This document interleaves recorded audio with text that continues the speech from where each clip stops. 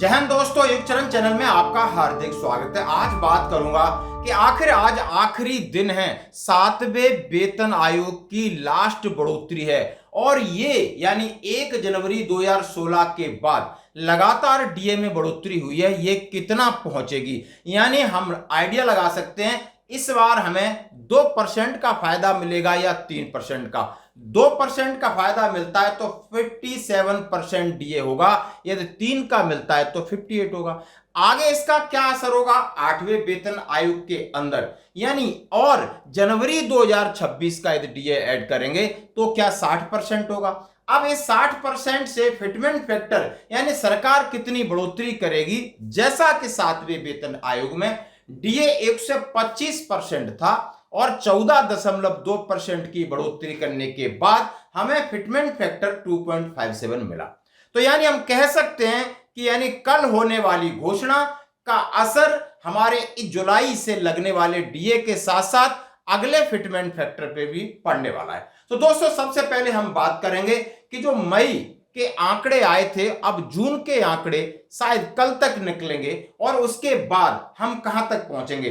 पूरी उम्मीद है 99.9% कि 3% की बढ़ोतरी और हमारा डीए 58% होगा। लेकिन थोड़ी सी यदि कहीं कमी हो जाती है, यानी जैसा कि आपने देखा होगा जनवरी 2025 के बाद उतार चढ़ाव आ रहे हैं और उतार चढ़ाव का मतलब है हर महीने उछाल, यानी जनवरी में -0.5 का गिरावट थी, फरवरी में -0.4 की गिरावट थी, उसके बाद फिर 0.2 की बढ़ोतरी, फिर 0.5 की बढ़ोतरी, फिर 0.5 की बढ़ोतरी से अभी हम 57.82% पे पहुंचे। जैसे कि राउंड ऑफ का तरीका है, यदि यहीं पर राउंड ऑफ किया जाए तो आपको डीए का फायदा सिर्फ 57% ही मिलेगा।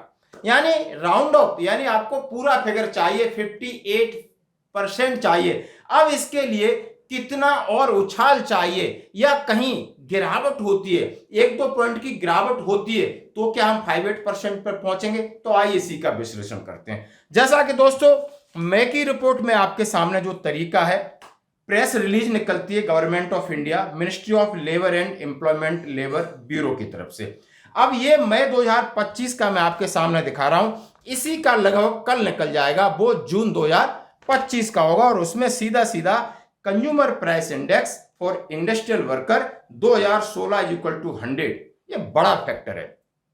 Labour bureau and attach of the memorandum, सारी चीजें इसमें डालने के बाद पैरा 2 में लिखता है तो ऑल इंडिया सीपीआई यानी consumer price index industrial worker for May 2025 increase by 0.5 point and stood at 144.0।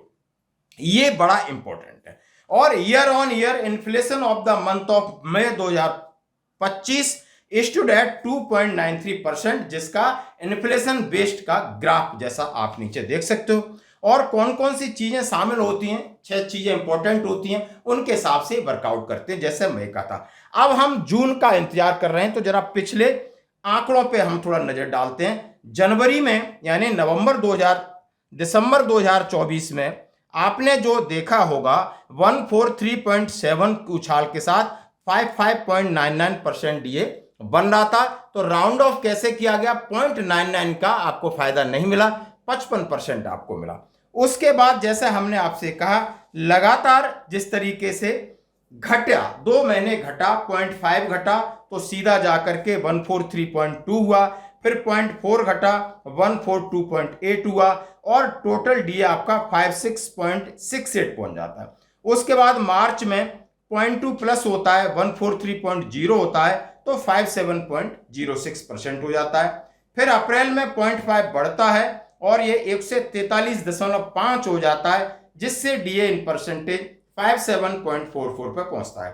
फिर मई में फिर 0.5 बढ़ता है, 144 होता है और 57.82 पर पहुंच जाता है। यानी 57.82 से हमें कितना चाहिए, यदि 144 ही रहता है, यदि ये घटता नहीं है और ना बढ़ता है, 144 भी रहता है, तब भी हमारा 58.08 हो जाता है। कैसे, इसमें जो तरीका है इसका बेस ईयर 2001 को 100% अंक मानते हुए, जैसे आपने बेस ईयर की वैल्यू 415 है और टोटल 12 मंथ का उन्होंने पीछे से एवरेज लिया है, जैसा कि दूसरे चार्ट में आप देख सकते हो। मैं आपके सामने जून 2024 से और जून 2025 का एक चार्ट दिखा रहा हूं, और ये चार्ट में आपने देखा होगा वैल्यू निकल के आती है, एवरेज वैल्यू निकल के 143.5 निकल के आती है, और नॉर्मलाइज 413.23 होता है, और इस हिसाब से 58.08 पर आपका डीए ठहर जाता है। यानी इसमें राउंड ऑफ करने के बाद 58% मिलेगा। यदि 144 न होते हुए 143.5 भी हो जाता है, यानी 0.5 की गिरावट होती है, तो क्या हमारा डीए 58 होगा? हाँ जी, इसका आंसर है हाँ होगा। जैसा कि हमने डीए कैलकुलेटर के अंदर आपके सामने डाला है 143.5 और उससे निकल करके 58.04 हो रहा है। हमें पूरी उम्मीद है, 99.99% उम्मीद है कि आपका डीए 58% होगा, यानी 3% की बढ़ोतरी होगी। ये बात बिल्कुल पक्की है। तो दोस्तों अब बढ़ते हैं आगे इस डीए से यदि हम जनवरी का डीए लगाते हैं, जनवरी 2026 का डीए साथ में मर्ज होता है पे कमीशन के फिटमेंट फैक्टर में, हम लगा के उम्मीद करते हैं कि लगभग 60%, यानी 58 होता है तो मिनिमम 60 होगा, नहीं तो 61 होगा, 61 पे पहुंचेगा, और 61 से इसका फिटमेंट फैक्टर 1.61 बनता है। जैसे कि पिछले 10 साल यानी 6th पे कमीशन से 7th पे कमीशन में डीए की बढ़ोतरी 125% हुई थी, और उससे जो फिटमेंट फैक्टर था 2.25 निकला था। अब इसके अंदर 14.2 की बढ़ोतरी करने के बाद 2.57 फिटमेंट फैक्टर के हिसाब से हमें 7वें वेतन आयोग में पे और पेंशन में बढ़ोतरी दिखी थी। अब जैसा कयास लगा जा रहा है, कह रहे हैं कि पिछले 4 दशकों से उन्होंने कहा है ये सबसे कम वृद्धि देखने को मिल रही है। जैसे कि बहुत सारे एम्बिट कैपिटल की रिपोर्ट, कोडार की रिपोर्ट, वो कह रहे हैं इस बार मिनिमम 13% से ज्यादा बढ़ोतरी नहीं होती है। यदि 13% की बढ़ोतरी होती है तो आपका फिटमेंट फैक्टर 1.8 या 1.81 के आसपास जाता है, जैसा कि ये रिपोर्ट कह रही है, और इसके हिसाब से कर्मचारियों की उम्मीदों पर पानी फिरेगा। अब ये सीधा रिपोर्ट उन्होंने कहा है कि यह बढ़ोतरी 7वें वेतन आयोग के तहत इस बार जो 10 साल का आंकड़ा है, जो लगभग आपका 58 जा रहा है, और 2026 का आंकड़ा जोड़ने के बाद 60 बन जा रहा है, जैसा कि पिछले 10 साल का आंकड़ा 125 था। और फिटमेंट फैक्टर पर सीधा असर हमारी डीए बढ़ोतरी पर पड़ता है। आपने देखा होगा सरकार ने पिछले 10 साल पहले ही तैयारी कर दी थी। आप समझ सकते हो पिछला 125% और इस बार आधा भी नहीं गया, तो इसका क्या मूल आधार होगा, जैसा कि उन्होंने डीए के फार्मूले में बदलाव किया। अब हम उम्मीद करते हैं कि 1 जनवरी 2026 से जब आगे हमें डीए मिलेगा तो उसका भी एक बेसिक फॉर्मूला तैयार किया जाएगा जो कि समानांतर हो, यानी जो जिस तरीके की महंगाई है उसी तरीके से रियल महंगाई का जो इन्फ्लेशन है उसके हिसाब से आपका महंगाई भत्ता बढ़ता रहे।